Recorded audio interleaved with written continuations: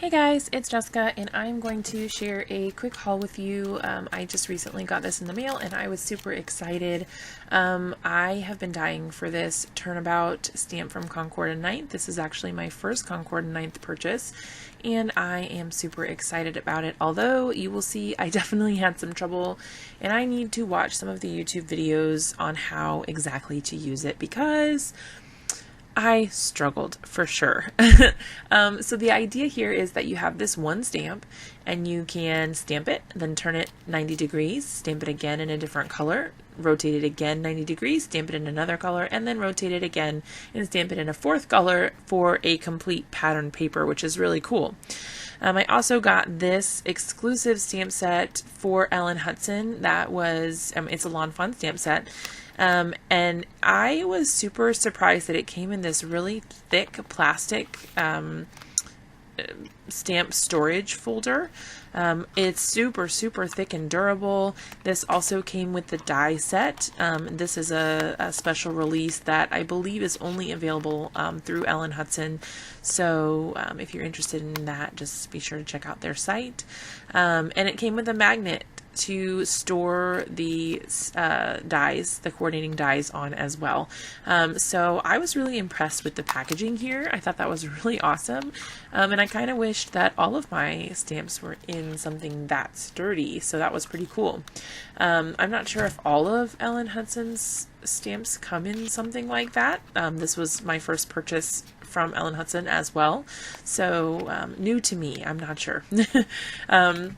But I really like those super cute monkeys and the bananas, and the sentiments are super adorable. Of course, it is Lawn Fawn after all. Then I also snagged a few shaker elements. So I have been dying for some pretty pink posh clear droplets. So I got 2 sizes of those. I got the smaller ones and then the larger size, I think maybe 4mm, and I don't know. I'm not going to pretend I know the size. So I got those 2, and then I got 2 types of sequins, these really super cute pink iridescent ones, and then another set that is clear iridescent. And I will be putting those into my sequin storage solution. I did a video recently on that, and I will link to that here if you're interested in seeing that.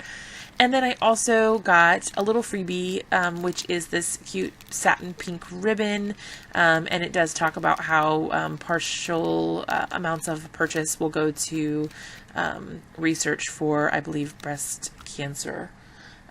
So really happy with my haul. I figured I would go ahead and show you kind of what's going on with this stamp set.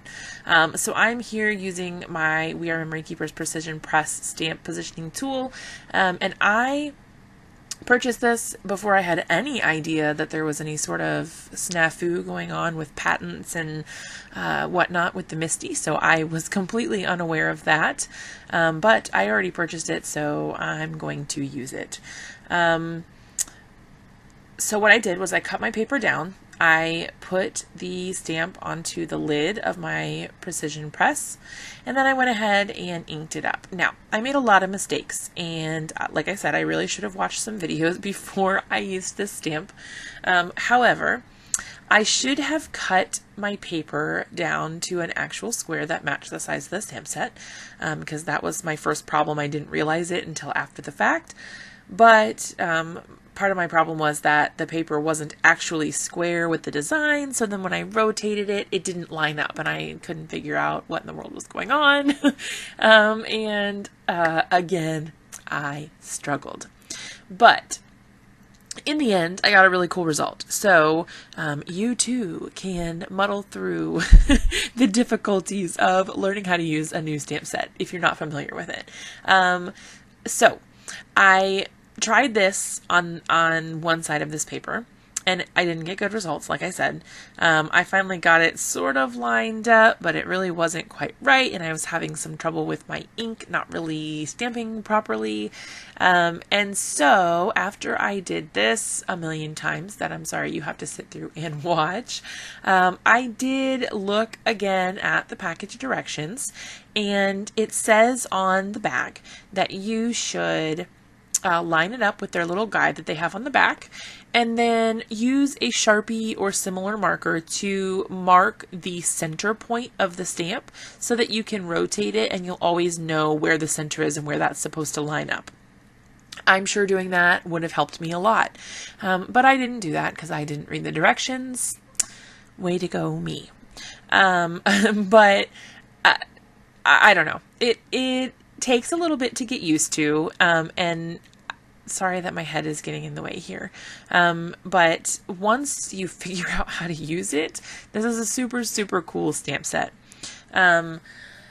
Like I said, this side did not turn out the way that I wanted it to, so I just flipped it over and started again, and my final result was much better. So when I flipped my paper over and gave up on this, you'll notice that things are a little bit different. I actually go through the whole process of using the guide and marking with my Sharpie. See here, I'm like, I don't know what's going on. And there I went ahead and gave up and decided to look at the directions. So I lined up my stamp with the guide on the back, and then I went ahead and used my my Sharpie to mark the center. I believe you can also use, like, there's like a little guide X. You may be able to use your Sharpie and draw the guide on with the little X marks also.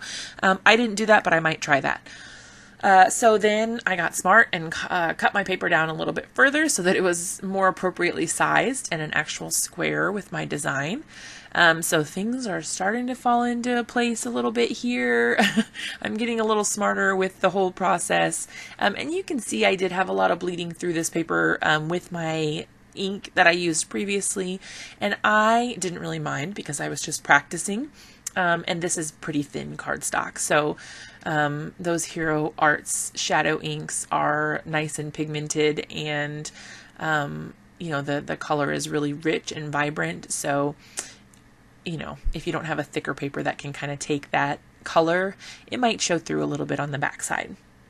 Okay, so I got my shadow ink stamped, and then I still had to do a little bit of playing around to figure out exactly what direction and how to line everything up.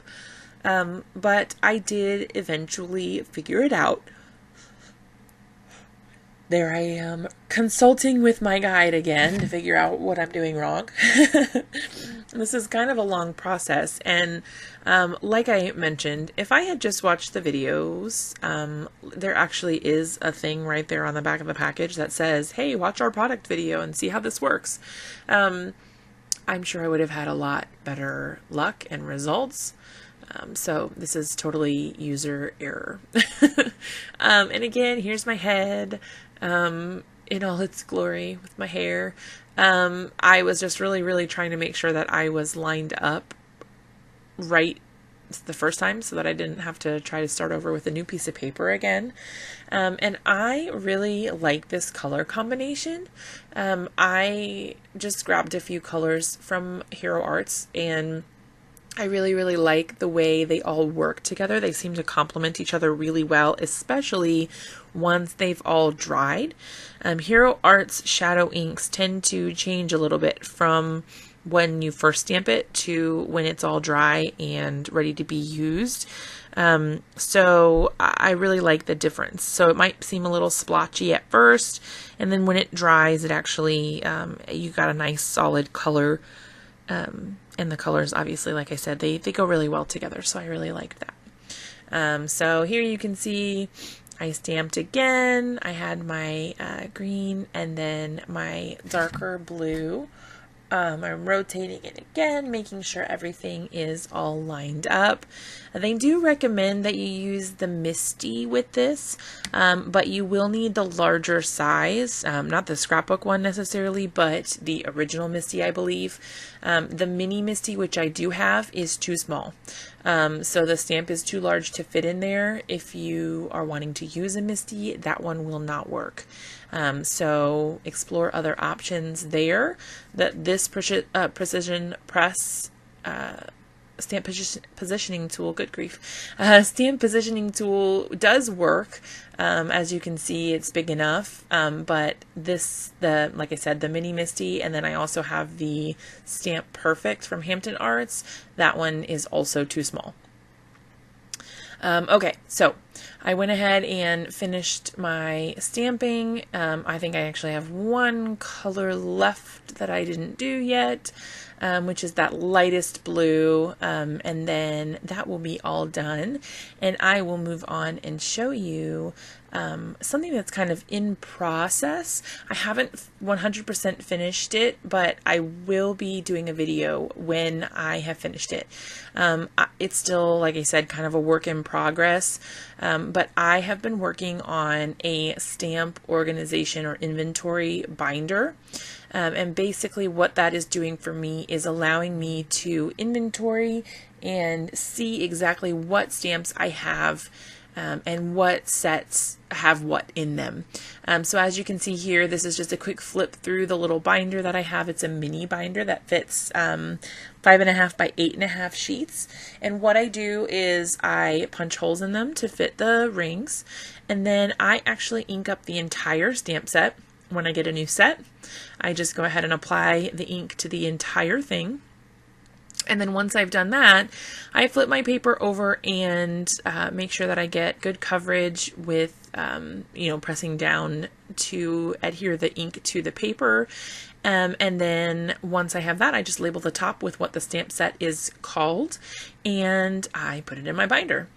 So my goal here is to have an entire inventory where I can flip through by category or by like sentiments or birthday stuff or, animals or whatever I'm looking for. And I will be able to find and see exactly what I have on hand.